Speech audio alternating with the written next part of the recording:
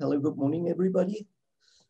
We are here to see and listen to some examples of best practice from technical colleges. Well, if I have looking at the list of participants, I can see that, well, many familiar names. So I guess almost everybody in here is familiar with the environment of technical colleges. I don't need to say too much about that.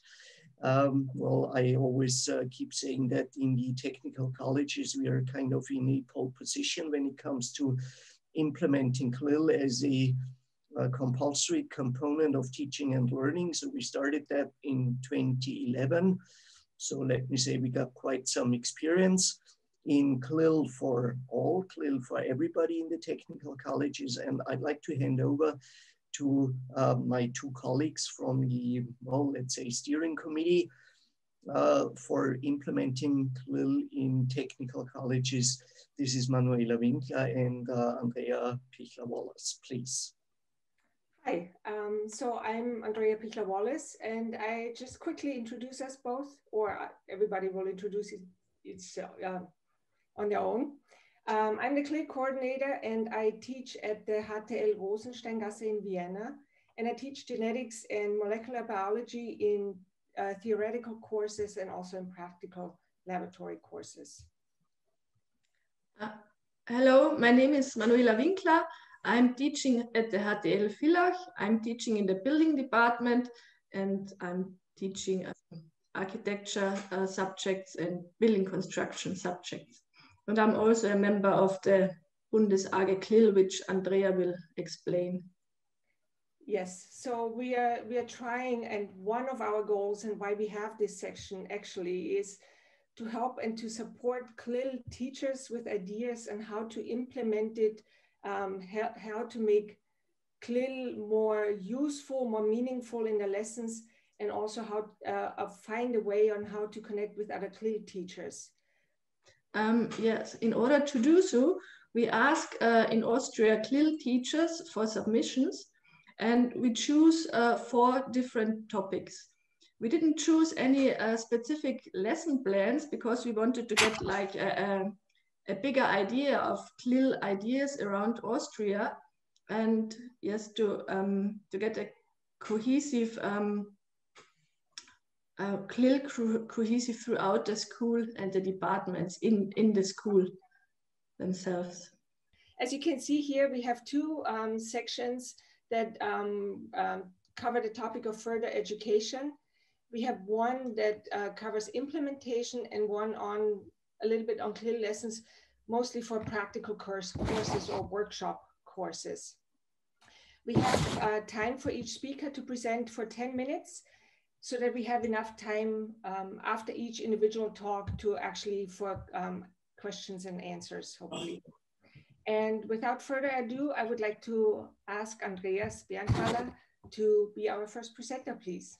Well, so as you can see, I'm gonna sort of slip into a different role now. So I'm not the CEPS person right now, but I'm a teacher at the Technical College in Leonding. Leonding is a technical college close to Linz. We run 4 different departments there for informatics and electronics and media technology and biomedical engineering. And we kind of started doing CLIL, or back in the old times, we were talking about English as a working language, probably 15, almost 20 years ago. And what I'd like to quickly introduce is the so-called CLIL shelves that we've been running regularly since then. So I guess everybody in here right now is familiar with the Austrian schooling situation and with the school system. So I do not really need to explain what shelves are. Schulinterne Lehrerinnen und Lehrerfortbildungen. For those who do not speak German, we'd say INSET, so in-service teacher training. And we introduced it at a very early stage because there had always been lots of people who said, well, we want to hop on that CLIL train and we want to be on board of the CLIL team, but what we need is some support. And we came up with the idea to organize those shelves regularly. We do just, let's say, short slots of usually 2 hours only. We usually do them during the times of our night school. So that means we usually start at about 5:30, so after day school hours, and then we go through for about 2 hours. And afterwards, well, honestly said, pretty regularly, we go for a beer or any other drink. And this is what people enjoy a lot, and it's got institutionalized more or less, and we try to meet as regularly as possible. By that I mean, well, every 4 to 5 weeks. So there's a plan available which tells my colleagues when we're going to meet again. And in my college, we are about 110, 120 teachers. I would say that it's about a third of them, up to 50% probably, who do CLIL regularly. And in my CLIL shelves, so my CLIL shelves, I say because I'm the trainer, I got about 10 to 15 regulars, so those who come regularly, and about another 10 to 15 who pop in from time to time whenever they feel like to. What is special about those insets? On the one hand, I call them modular because we kind of make up a plan together of what we're gonna do when. And all those inset sessions consist of a number of components of different kinds. I'd like to say they are kind of customized because yes, of course, the customers, so to speak, they are the teachers at my own college. So that means the group as such makes up the program, and what we do is what my colleagues tell me to do, or what they want us to do. So we work to their needs, work to their wants. And well, I think it's also sustainable because people come again and again and again. And we try to build up things together. We try to develop things together. And well, of course, we learn from our experience. The three main components of our insets are language work on the one hand. Well, I'm an English teacher myself. I do not really promote language work that much. I'm not a grammar freak myself, I need to say. But if my colleagues say, well, Andreas, let's go for the use of tenses, yes, of course, then we do. Materials development is definitely at the core of our insets. That means we develop lesson plans, lesson materials all together. Very often, colleagues of mine come in with pieces of lesson plans, drafts of lesson plans, and then we look at them together and try to find out whether they could be improved or changed or whatever. And we do so-called micro-teaching. By that I mean that we sort of slip into the roles of students and we go through the lesson plans, simply trying to find out whether it will or whether it might work with the students as well. Sorry. Here you can see in somewhat more detail what those three components include. I'm not going to talk about that too much. You can see when it comes to language work, using the tenses efficiently comes on top because it seems to be something that people want to have a look at it again and again and again. Of course, the use of prepositions is one of our, well, I don't know, favorite components because people very often get confused again and again about when to use which of the prepositions properly. So we have a look at that pretty regularly. Of course, more advanced grammar, if my colleagues want me to do, of course we do so. Speaking skills is definitely at the core of our language work, because this is what most CLIL teachers want the most. And well, the language of presentations, or kind of classroom language, classroom English is also one of our components that we go through again and again. When it comes to materials development, we go into theory quite often. So we talk about Bloom's taxonomy, so you know about that classifying tasks according to Bloom's scale. Very often we talk about scaffolding techniques, of course, because this is one of the main components of CLIL as such. We sort of have a look at sample tasks, we cut them up into pieces, try to put them together. And of course, we try to learn from the pros by simply looking at and analyzing material that have been developed by others. And when it comes to micro teaching, of course, this is about classroom language. It's about those, well, you might think those simple things like sort of giving instructions or simply asking students where they are and what they do. The meta language all around that you need. Of course, by doing micro teaching, we experience ourselves as active CLIL persons. We give each other feedback, so peer-to-peer feedback, that is. And of course, as a CLIL presenter, as a CLIL teacher in those micro teaching sessions, what you do is you receive feedback and you try to learn how to deal with feedback, and you learn how to sort of draw conclusions from that kind of feedback. That's been my input. And I'm gonna stop my screen share. And well, if you've got any questions, please feel free to ask me. Yes? May I ask you something? Sure, go ahead.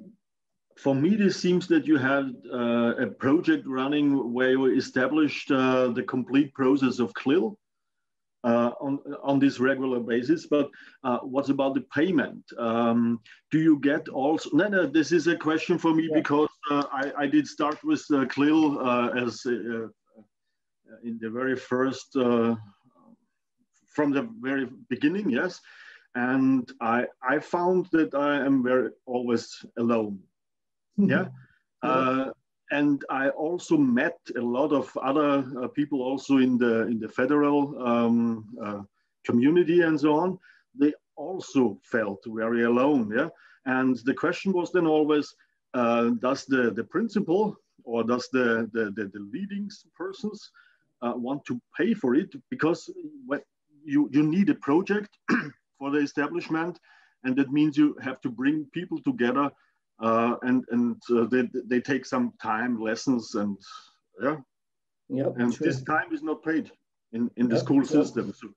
So this would be a question for how could we organize it? Yeah, from the ministry base down to the schools. Maybe. Yeah. So I'll try to give you a very quick answer, and Andrea and Manuela, please, you watch the time, okay? So that depends very much on which type of school you work for. What I'm talking about is the technical colleges, and we implemented CLIL as a compulsory component in technical colleges. And the CLIL teachers in technical colleges, they get paid, well, let's call it a little extra. It's not too much, but basically for every CLIL lesson we do in technical colleges, we get bits of a bonus, which honestly said is not much more than, let's say, the extra cup of coffee that you'd need for your preparation work. Those insets that I was talking about before, they are organized via the University of Education. So that means that usually the trainer gets paid for that anyway, according to the regulations of the University of Education. And then it depends on whether it goes to my own pockets or, well, whether we divide it up for our, let's say, going to the restaurants afterwards. If you want to know more about that, I'll give you my email address in the chat later, and you can get in touch with me. Okay? Yes, sorry, I don't mean the extra payment for the CLIL lessons. I mean that you get hours for coordinating CLIL, yeah, together with an English teacher, together with a content teacher, maybe.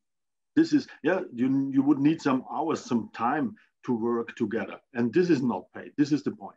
This is right. Yeah, yeah. I've got to fully agree with you, of course. Yes. This is all more on a private basis. There are different models around from other European countries where teachers get extra time.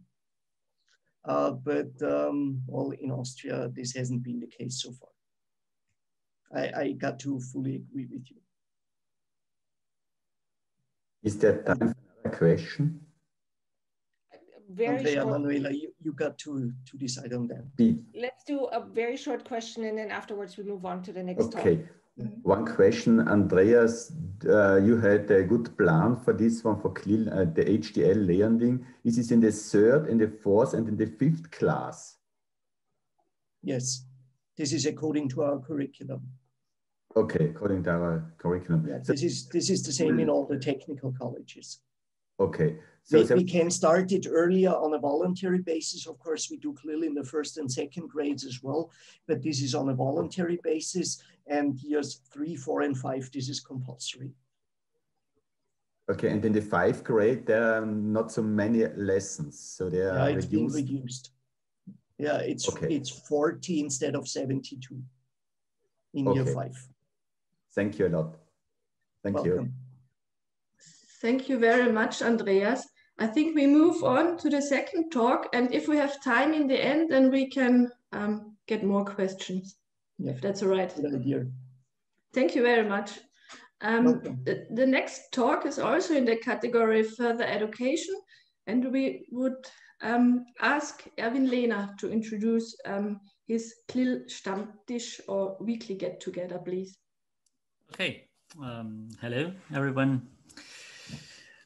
If I may introduce myself at the beginning, very briefly, my name is Erwin Lehner. I teach English and history at the Technical College in Ried im Ingress. This is a school specialized in mechanical engineering, and I've been the school CLIL coordinator for years right now, so from 2013 onwards. And today I want to present one idea of our school. I want to show you one example of good practice. It's called English Stammtisch. We know that there is not really an English word or a proper translation for Stammtisch. You could call it regulars table or whatever, but I decided to leave it in German and call it Stammtisch because then everyone knows what we talk about. Good. So once again, the idea is the English regular table, English Stammtisch, which we have had for years right now at our school, the Technical College in Ried. Good. What is it all about? We meet basically twice a year. Yeah? In the introduction, it was said that we meet on a weekly basis. This is not true. That would be far too much. But once a semester, we offer such a come together for basically every teacher of our school who is interested. We are a little school, I said it before, so at the end of the day we have, I would say, some 50 teachers and I would say 30 who work full-time at our school, okay? And how many of them show up? It's between 5 and 10, yeah? It's done on a voluntary basis, so it's up to them if they want to show up or not. And it's a good opportunity for CLIL teachers to practice their English, to improve their English, and to have a nice time. So we meet twice a year. once in the winter term, once in the summer term. And it's in the evening, so most of the time we start around 7, 8-ish in the evening. So to give everyone the chance to join us, also those colleagues who work in the evening classes, so they can come later on and then join us later on. Where do we meet? We meet in a separate room in a local inn, which is close to the school. Close to the school, as I said before, to give everyone the chance to join us later on after teaching. And what is important is that we book a separate room, okay? It wouldn't work if there are any other people around, if there is maybe somebody sitting on the table next to you, somebody you know, and you wouldn't dare to speak English, okay? So it's very important that we are alone, okay? And that we have kind of a relaxed and safe atmosphere where the people really dare to talk English. Yeah? And we found a nice local inn close to the school, and there we have a separate room that we occupy. I said it before, it's 8 to 10 teachers who show up on average, and especially the CLIL teachers. We are, depending on the year, 3 to 4 English teachers at our school, so we always make sure that the English teachers have time to come, so that we can keep the conversation going, that we can help if, other colleagues need some words or lack vocabulary and so on. And it's good that the English teachers can keep the conversation going. But of course, we don't correct anything. It's not about language correctness or grammar or whatsoever, but it's just about having a nice time and talking English. Good. So I said it before, it must be a safe environment, a relaxed atmosphere, that you dare to speak and that you don't feel like stupid nerds because somebody is just listening in that you don't want to. We only speak English, I said it beforehand, at least we try, yeah. But we are kind of persistent here. I mean, of course, it's allowed to switch to German if it doesn't work in another way, but we really try to stick to English. What is it all about? Basically, we talk about whatever comes to our mind. Of course, a bit about school as well. It's a group of teachers, so school is always an issue, yeah. But not only school, we talk about the last holiday, about our private lives, about our free time activities. And we also have, for example, reports and photos from Erasmus Plus courses. One or the other teacher goes on a language course in summer with Erasmus Plus. And then I always ask them to join us at this English Stammtisch and to tell us a bit about this language course, about his or her experiences, and to show us one or the other picture, one of the photo they have taken. Most of them prepare a little PowerPoint presentation so that we have a couple of slides to look at. Then I also have prepared pub quizzes, for example, that we've done, and that was very appreciated by the colleagues. Of course, the winner gets a beer or something like that. And we've also played board games. Good. Here I can show you a couple of invitations, a couple of announcements that are pinned up at our school and that are sent via email to every single teacher at our school. Okay, this is, for example, the one for the very first Stammtisch that we had. Here is another invitation, and here you also see a picture taken at such a Stammtisch. So I don't know if you know any of those guys, but also the headmaster of our school is with us here. He's a very keen English teacher, by the way. And well, it's the English teachers and one of the other subject teacher.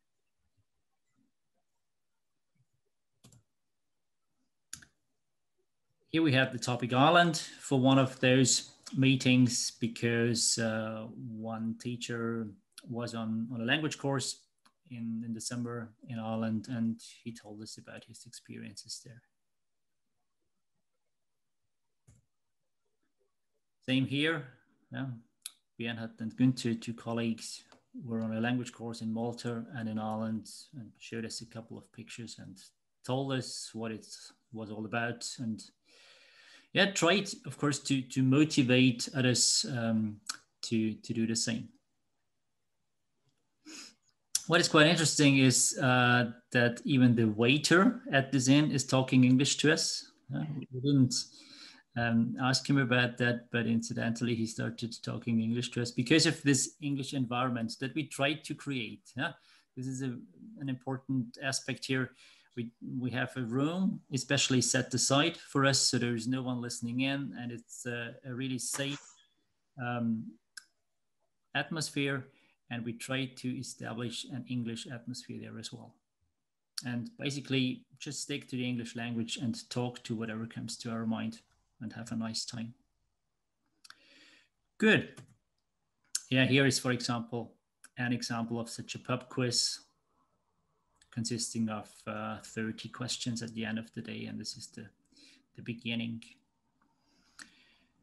Can be done individually, or most of the time we do it in pairs or in groups. It's a bit of a competition and really appreciated by the teachers. Good. This is it, basically. I wouldn't say it's an example of best practice, but it's an example of good practice. It really works. We've had it for years right now. Twice a year, once in winter and once in summer, and it's really worth trying. Give it a try it out at your school. It definitely works, and it doesn't really matter how many colleagues show up. You know, it doesn't have to be like in our school. I said before, we are 50 teachers. It's no need that 30 of them turn up, because that wouldn't happen. But if it's 5 to 10 of them and they really enjoy it, it's fine. Good. If there are any questions, please ask. I can imagine that people really get more fluid as they talk about private stuff and things they can relate to. Do you have the feeling it helps with their pronunciation, teaching in general? Yes, because they're getting more confident in talking English, and they can also decide, once they join us at this Stammtisch, they can decide how much they want to say themselves. Okay, as I said before, it's the English teachers who basically keep the conversation going, and they just step in and say whatever they want to say. And there are some who say more, and others who prefer to listen in. Okay, and don't say that much. So it's up to them in which way they want to take part and what they want to contribute to the conversation. But it helps them to get more confident, to get more fluent in English. They work on their pronunciation, and of course they ask us every now and then, how do you pronounce that, or what's the English word for this and that, and of course, we English teachers don't know everything. Of course, if we don't know the word, we quickly look it up on our mobiles. So it's no problem. Very nice. I like it. It's also that the husband of one of the teachers joined us as well. He teaches at another school in Ried, and they don't have something like that. And he likes the idea, and he's pretty good in English. Although he's no English teacher, but he's pretty good in English. And he always joins us because he just likes the idea, and we know him pretty well, as well. So he feels quite safe in our company. May I ask you something? Sure. Where did the initiation came from? Did it come from in the English teachers, or did it come from the CLIL teachers? No, it was basically my idea together with another English teacher at our school. Yeah. So the two of us had the idea to try that. Okay.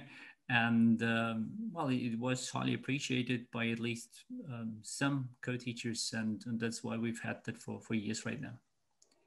And it's not really much that you have to prepare. All you have to do is this, well, book this room in this inn, and have a bit of a program handy, like a pub quiz and so on, if we run out of topics to talk about. But this is it. But it is a very good idea, because everyone has a kind of publicity when he presents, and everyone goes to language trips. Yeah. Yeah. Very good. Thank you. Good idea. And it's also appreciated by teachers who don't join us, because some of them say, well, I'm not a CLIL teacher, my English is not good enough, and I don't dare to join you, or I don't want to. But they like the idea for those who want to take part in this activity. Yes. Okay. Good. Thank you very much. Welcome.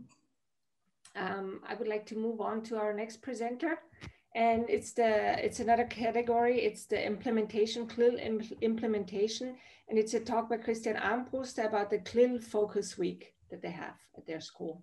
So Christian, please. Heartily welcome. I just want to introduce me briefly.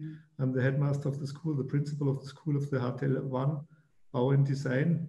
It means construction and graphic and communication design. At least we got 4 departments in our school. Besides the construction department, the graphic department, we have also multimedia, that's new in our school, and also the interior design. That's more for adults in our school. Yeah, we are here situated in Linz, in Upper Austria, in the Goethestraße. That's many people know our school from the HTL in the Goethestraße, and we have experiences with English and with CLIL for almost now 20 years. We started also with an English class here in our school, which was only possible with highly engaged and ambitious and motivated teachers. And I want to say hello. I saw one of the participants is Hans Kleuphofer. He was one of the starters from the first hour. We started with the English class, and really appreciated his work in our school, and I want to say hello to him. Hans, can you hear me? He's somewhere in the okay. Yeah, I want to go to my presentation. Let's see.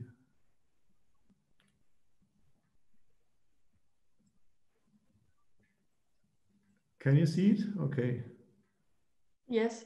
Okay. CLIL project examples of good practice is, of course, it's a summary of a lot of projects in our school. Like we are supporting also the Cambridge certificates courses. We've got an English library and so on and so on in our school. It's mainly the business of the headmaster to find solutions to realize our aims and our CLIL project. The CLIL project is a special thing in the last. I think I can go ahead to the next slide. Oh, it's not moving on. Oh yeah, here we are. Yeah, it's normally situated in the last week of the semester, and we have the opportunity, or we have like some topics we can give to our students, and on the other side they can also choose their own topics. It's called CLIL Projekttage, or CLIL session also called. And it's as I mentioned, in the last week of the semester, and it's a project where every class takes part, and also the teachers take part. Even if they are not English teacher and they are not CLIL teacher, they should support the project so that we can realize our ideas. On this slide, you can see the registration form. Like it starts approximately in December, where you can registrate the theme and the idea, the aims of the project, and of course, what should be the output of the project. and this should be handed in to the principal or to our department leaders. Yeah. And for example, I can show you some projects. One CLIL project was the Sprachenwand, it is called, or the wall of languages. And first we are looking for a saying, or like a, the saying language open up the world to us, was the saying we translated to a lot of languages, like the HTL Bound Design is a very international school. We have 1,700 students, 200 teachers, and altogether they have 37 different languages they're speaking, yes. And so we translated this saying, language open up the world to us, into these 37 different languages, and transformed it to the wall. As you can see it on the one pictures on the wall, you have the translation of all different sentences in all different languages. It was a project which is participating by the students of the graphic department and the construction department, and it was first it was only the idea which was started in January or February, and then it was fulfilled in the rest of the summer semester. Yeah. Okay, let's go to the next example. One of the sample was also the redesigning of the schoolyard. Like we got a new extension building, and to this extension building there was a schoolyard area which was mainly dominated by concrete and by forward time also by the cars of the teachers, the parking slot. And now we have like creating this chess board, like this chess play, this big one. We have these wooden elements, we have this plastic elements. We got a climbing activity around the corner, and at least we got also table tennis, which is the which is really enjoyed by the students in our school. Yeah, this project was the idea that we started it because like the curriculum says, following the curriculum starting with the third, fourth, and fifth class, we have to fulfill 72 hours over the year, and this is where we can support these projects and initiate this project and bring it to a lot of teachers and students to realize these ideas. Yeah, what else do we have? The last one, which we are now realizing, the last project I want to present to you is the library. It was the topic, the Bibliothek wird sichtbar, the library becomes visible. We got quite a big library in our school.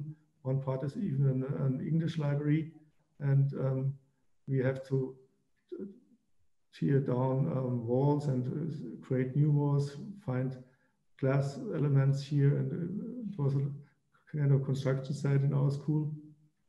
In the end, we have made the library become visible to our school, and it is the idea is that more students use the library and see it and make it more like a element in our school which is important and which the students can use during the time in our school. Even in the afternoon, you can now find students sitting there and working on their homework or working on their thesis. So this is a big advantage to our school. And we want to continue this project and extend the English library and also the library at all in our school building. Yeah. what else would I say to you? Yeah, it's kind of activity which is participating by a lot of teachers and which is supported by the teachers. And I want to give you some ideas or some answers students found to this project. Like Fabian Salzmann said, it was a great experience because the whole class worked together as a team and everybody tried to get the best results of the whole class. Or like Verena Obermeier said, I loved it because it was a real life project and the whole school could see what we managed to do in just 1 week. Yeah, and these projects also, of course, are kind of state of mind, like the Sprachenwand or like the language wall. As I said before, it's a state of mind in order to realize it was only possible with highly motivated and ambitious teachers and students of the department. Yeah, I'm now free to answer questions, and I just want to give you the advice, try such a project, get started with such projects. The students will thank it for your engagement and your ambitious work in your school. Okay, yeah, I think this is the end of the project. I just want to see when I go through the slides, yeah, we mentioned the schoolyard. We got this project. Yeah, it's also supported by the construction industry, like the colors we got donated. And we want to continue this project, Sprachenwand. So far, new languages appear in our school. We want to fulfill the rest of the translations and bring it to the wall of our schoolyard. Yeah, the last thing was, yeah. And now, yeah, the library, this year we want to continue the project library in our school because it's a really old building. We have the room height is about 4 meters. We want to bring in a second level, so where we can also have more place for the books and for the library activities. Okay, thank you for your attention. Thank you. May I just quickly ask something? So the idea is that they do this whole week where they're working on, let's say, the library or something, that they do all the activities are done in English. Is that correct? Yeah, they should do all the activities and find the ideas, do the design, work on the presentations, which take part in the end of the week. And it should be supported by all teachers, even if they're not available talking in English. They should support the project and bring in ideas, like, for example, library. You can do also some calculations about the statics of the building, because the books are very heavy load for a building. You can bring in the history of libraries if you're a history teacher. So it's also supporting in all the topics the students have in this week. Thank you very much. I think, look at the time. We move on to the last presentation, if that's all right with you. So if we have then a few more minutes, then we can answer some questions at the end. If that's all right with you, Christian? Of course, it's all right. Thank you, Maria. So hopefully, from the HTL Wolfsberg, there is Mr. Andreas Schober and Peter Sander here to... yeah, hello. Hello, nice to see you. To talk about CLIL for practical classes in the workshop, please. So, hello everyone. May we welcome you from the Higher College of Engineering in Wolfsberg. So we are the only team, as it seems, that is presenting today. And in current times, it's not that easy, but we keep our social distance. So I hope this is fine for you. My name is Andreas Schober, and I'm the English teacher and also geography and social competences teacher for this project. And my partner here, hello, this is Mr. Peter Sander. He's the head of the workshops. Yeah, and we talk about one best practice example. We talk about how you can link workshop lessons with English, with CLIL. Yeah, and this is what we are going to present today. So first, we're going to start with workshops and CLIL. So Mr. Sander will tell you a little bit about how everything is done at our school. And then I will focus and present you a project that we called Augmented Reality and CLIL at the HTL Wolfsberg.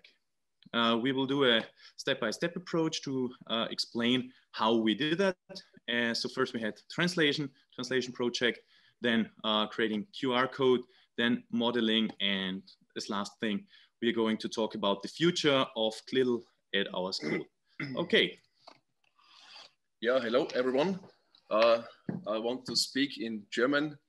My English is not so the yellow from the egg, we say.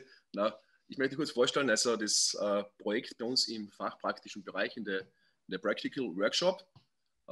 Ich glaube, einige von euch haben ja schon voriges Jahr diese Folie gesehen, auch von meinem Kollegen, dem Abteilungsvorstand Dino Kohle. Wir haben begonnen im letzten Jahr jetzt im fachpraktischen Bereich. Start war man mit die Benennungen of a conventional turning machine. Das heißt, dass die Schüler quasi wirklich die Hauptkomponenten jetzt in beiden Sprachen, auf Deutsch und auf Englisch, dementsprechend benennen können. Initialzündung auf dieses Projekt. Wir sind da sehr stark involviert, auch in diversen Erasmus Plus Projects. Und da kommen immer wieder Schüler aus Partnerschulen aus ganz Europa zu uns. Und da haben wir auch jetzt die Möglichkeit geschaffen, dass diese Schüler, die im Schüleraustausch zu uns kommen, wirklich dann diese Maschinen auch zum Teil erklären können und mit diesen Gerätschaften auch umgehen können. Weiters ist bei uns jetzt in Planung auch, dass wir unsere Workshops zum Teil jetzt auch digitalisieren. Das heißt, wir haben ja auch bei uns jetzt 4 Fachrichtungen: Maschinenbau, Automatisierungstechnik, Mechatronik, Wirtschaftsingenieurwesen sowie Betriebsinformatik. Und da arbeiten jetzt wirklich alle Fachrichtungen an diesem Projekt weiter. Das heißt, Modellieren der Maschinen und so weiter, und das wirklich dann zum Teil in beiden Sprachen, auch die Beschreibung der Maschine, wie die Maschine funktioniert und so weiter, das auch in beiden Sprachen, Deutsch und Englisch, angesehen werden kann. Gut, dann. Okay, mein Kollege. Let's get back here. Okay, so why did we do that? First, we have a lot of Erasmus projects in Key Action 1 and Key Action 2. So we not only have students who come to our school, but also project partners. And an important part of our school and our philosophy is that we have a lot of business partners and company partners. Here we have a list, or at least a picture of several of our school partners, because we have one partner for each class. And this is also important for us. And if one partner, maybe from Erasmus Plus or from a company, comes here, and not everyone is really good at speaking English, and not everyone can do that, especially from the Erasmus Plus project, we can offer to explain the machines in English and in German as well. But here it's not that we only can explain it, but we can also show it online. We can also have a modeling. We have a modeling app, and you can scan in a QR code and use augmented reality for experiencing that machine, what we use in our workshops. So this is the future. Yeah? So actually, we are not finished with all these projects. So how did this work? We had a translation project in the English lessons, so that we have translated everything. Part of that happened in the workshop lessons, part in the English lessons. So for us, it was not only important to translate one part of the machine and translate it to the other language, but it was also important, what does this machine do? And to make nice pictures of each of these parts that you can then find online. And all of the partners can find it online, and also our students, for example, if they want to look something up, or even if they want to expand their English language and want to be proficient at our machines that we use in the workshop. The next step that we did was that we needed to create a QR code. The QR code is then printed onto the machine. So this means that you just have to take your phone. Yeah, so you take your phone, go to the machine, scan in the QR code, and then you have a model of this machine online. Yeah. So the step where we are at the moment is that we are modeling the machine, especially at the moment the lathe. And here is, for example, a milling machine that one of our students did. And what we want to do in the future is that we want to have all machines in that form if you scan that QR code in. But this is not the last step. The last step is that we want to have an augmented reality app then where you can also split these models up into the parts, that you also have all of these in English, in German. You also have an explanation what this machine does, and you also have an idea then how this works. Yeah, and this is our vision is that we have that for all the machines that we use in the workshop, as I said, for the partners and for also for our students, that we can make use of that. So I think this is kind of an innovative approach towards language learning, but also to keep in contact, to keep communication going on, and to be informed about what we do in our school and how the machines work. Yeah. And the last thing I want to tell you is how do we see the future? What do we want to do in the future? So the first thing is finish the first machine, the lathe, and to make it augmented reality as well, not only virtual reality. So that we, for example, implement it into the reality, not only that we have a fictional model like you saw that for the milling machine. So this is the first thing that we're trying to reach. The second one is to develop then a project for all machines, but this will take some time, we are pretty sure, because modeling and also implementing that with an app, this is pretty, I would say, time consuming. Yeah. So it's not like that we will have that in 2 weeks, and also Corona made this pretty difficult. So this is why we haven't finished the first machine at the moment. Yeah. And maybe the translation part, the English part, is not the most time consuming, but it's also important that every student gets a task assigned, that everyone is, for example, included in the project. We also make it like a project. So we assign different roles in the team, and everyone has their own part, their own role. And so this is why this is maybe a little bit more time consuming than if you would do it in a different way.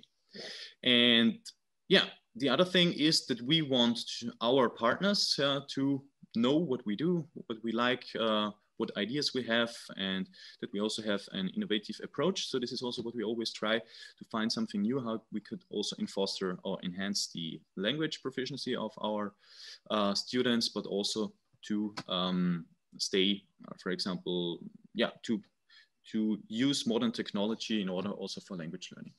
And this is not the last project or the first project that we are doing and that we will do. So in the future, we are also thinking always about what we could do, and also to make language learning easier, better for our students. I guess that there will be several further CLIL projects in the future, and we hope that we will have some nice idea. Also, maybe our students will have some ideas. So we are kind of open-minded for that. So the ideas do not have to be presented by the teachers. So sometimes students have also really good ideas that we could also try to implement in the lessons. Yeah. Okay.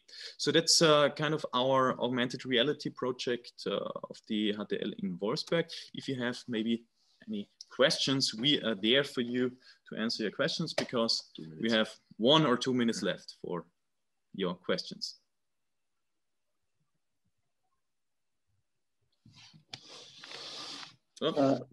Let me say something. Thank you very, very much for your input. Workshop CLIL, this is one of my favorites, I need to say. And at my own college, we've been working together with the workshop teachers for quite a long time, but it's been hard for many others, because those workshop teachers, they do not always feel that well and they're confident when doing CLIL. But it's that kind of a combination between manual work and language work in the workshops and in the labs. I think this is such an ideal environment for developing CLIL. So thank you very much. In Austria, we started running our own seminars for workshop teachers.